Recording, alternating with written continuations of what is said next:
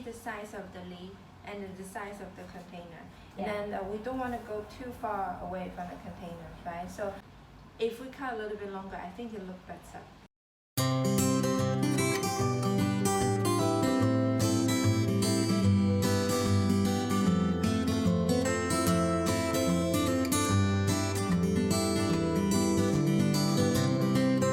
It depends on, do you want one side more pointy, so you have like a one direction, your eye cross from one to the other side, or you want a more balance, like the two side ends are almost the same, and then your eye go back and forth between. Okay, so that's your choice. And then you do it under your flat surface. Okay, and then you wave it first. Yeah. Yeah. Right? That's your first one, isn't it?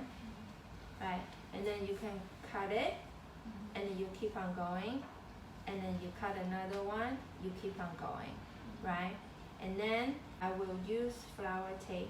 Just pretend tape the flower over on your table, and later we can release the tape. Okay? So that's something that you can start doing it now.